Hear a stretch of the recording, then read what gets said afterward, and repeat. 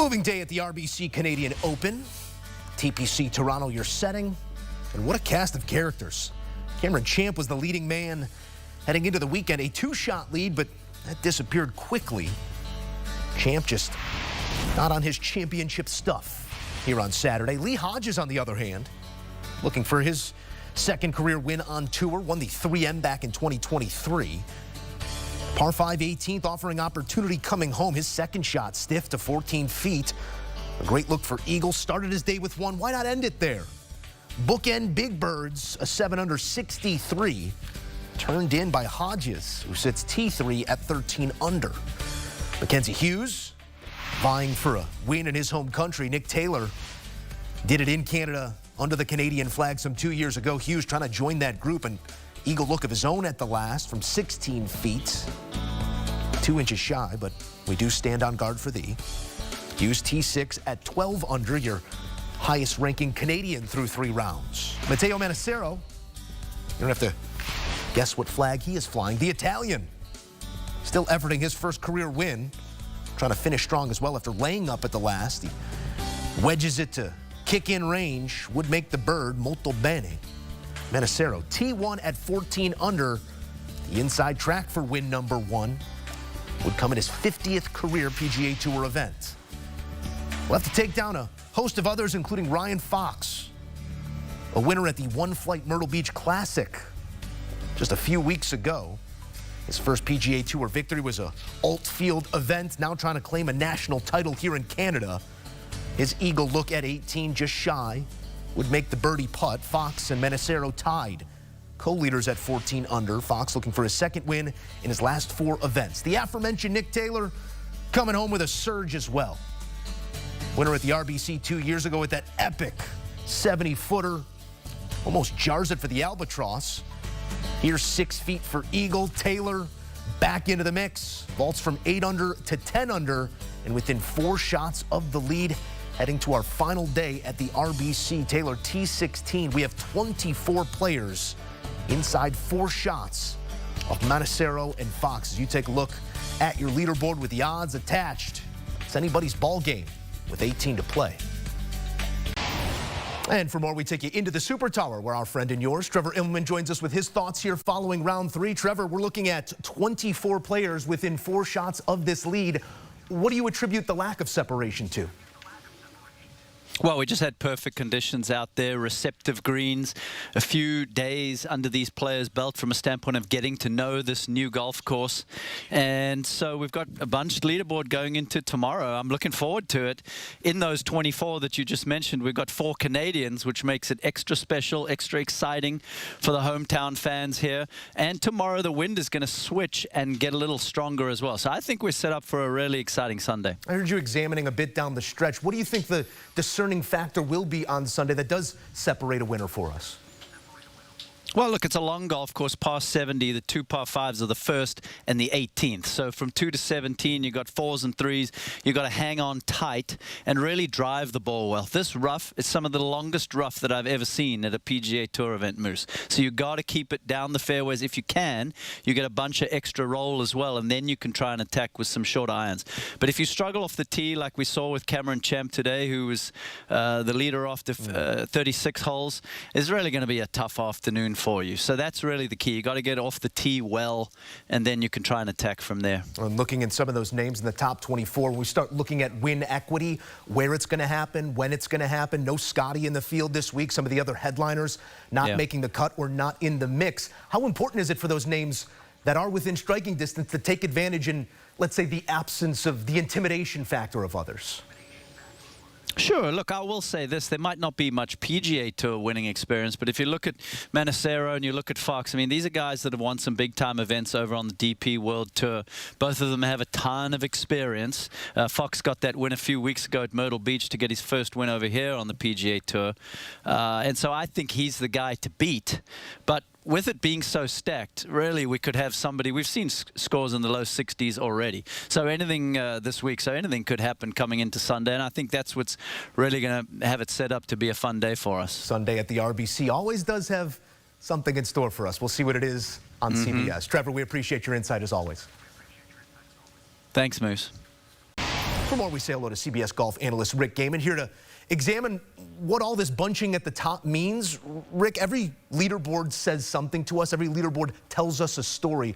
What is the story we're told here through 54 holes?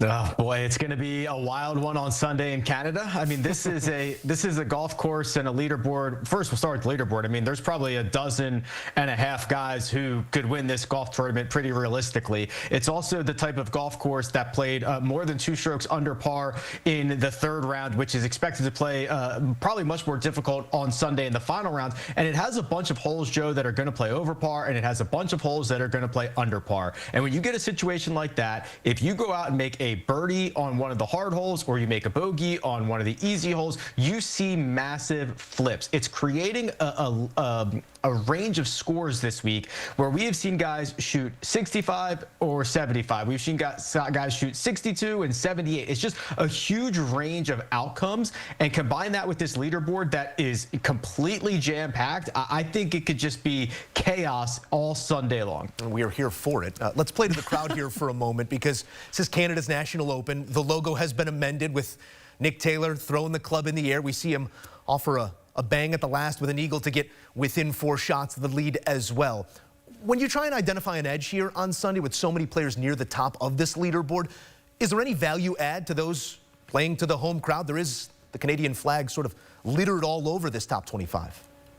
There's certainly no doubt that the Canadian crowd is going to try to carry the 8 Canadians who made the cut through the finish line on Sunday. No doubt about it. I do wonder, though, Joe, if that becomes a detriment at some point. I mean, there is just such high expectations. I don't necessarily think it is a coincidence that it was 70 years between Canadians winning this event. I think there's a lot of pressure. There's obviously a lot of pride in getting the job done. And the closest Canadian to the top of the board, Mackenzie Hughes, went out and shot probably the best round that he is going to have all week. So now you need him to back up a 64 with something even lower. So I think it's pretty unlikely that a Canadian gets the job done, but it will not be without, I mean, tens of thousands of Canucks trying to get him across the finish line. Yeah, we're going to see if we can get him rowdy at the rink. Didn't produce many birdies on this day, but Nick Taylor, to see him walk off with family, did get back within reach of that lead, trying to do what he did some 2 years ago, that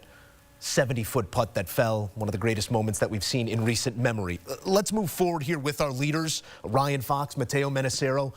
Ryan Fox does have 1 win to his name. Manassero looking for his first PGA Tour victory. When you look at those 2 talents relative to one another and what will be asked of a final pairing, who in your eyes maybe is more fit to carry that lead?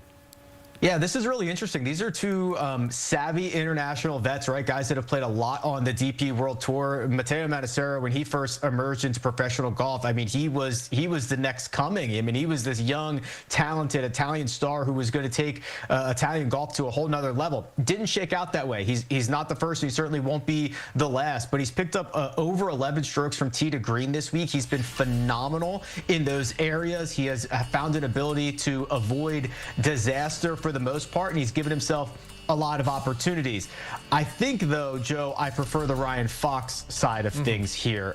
Fresh off the win just a couple of weeks ago in Myrtle Beach, his skill set is fairly unique in global golf. He is a long, powerful hitter, but he has touch, and that is very rare. His short game is pretty sound. He's a solid putter, and it is unusual that you get those skill sets that come together. I think he's got to be just brimming with confidence off that win a couple of weeks ago. I think it's going to feel a lot more difficult for Matteo when he gets into that final pairing. A National Open up for grabs and an international leaderboard as we look at it. So many with a chance coming into Sunday. Rick, we're going to get to a pick here in a moment. Before we do, I want you to make the case for somebody else.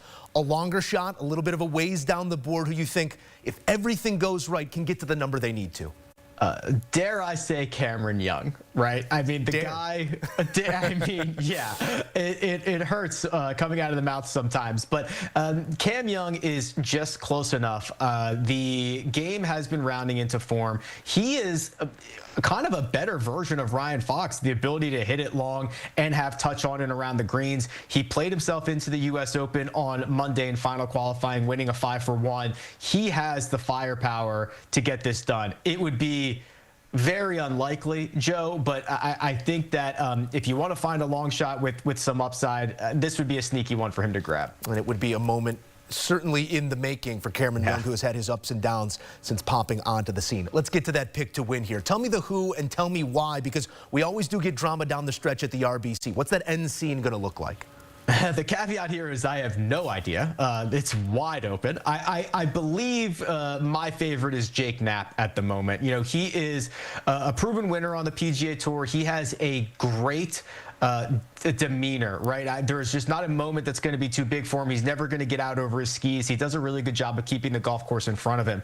And then he has the ability, with how far he hits it, to really take lines that a lot of his peers cannot. And not only does he hit it long, he gets a lot of rollout. He has really turned his wedge game into a weapon in the last couple of months. I like the way that he sets up with the guys in front of him not necessarily being prolific winners, maybe not having the best skill profiles for the week. I think Jake Knapp, just within arm's reach of this lead, could be very, very dangerous on Sunday. Yeah, that syrupy swing, that prodigious power that comes out of it. We do have a win already to his name, 2 top 10s this season. So let's push it forward if that is what comes to fruition on Sunday.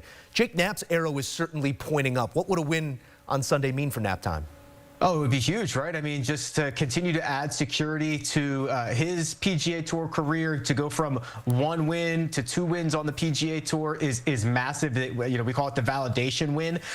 It proves that your first one was not a fluke. And I think that for the most part, Joe, his game projects really well as a modern golfer. That syrupy, easy power that you referenced earlier, he's got plenty in the tank. If he can start to refine some of the other aspects, he could be a really, really strong player in this modern era. So I think there's a lot to be excited about, especially if Knapp can get it done with 18 to go. We root against no one, but there are certain personalities that are easy to root for, and I will file Jake Knapp under that. We'll see if we can get a second one here on Sunday. Rick Gehman, appreciate your insight as always, pal.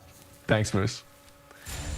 Final round action coming your way Sunday on CBS and streaming on Paramount+. It all begins at 3 Eastern time, and when the final putt falls, join us right here on CBS Sports HQ for post round and a trip into the Super Tower.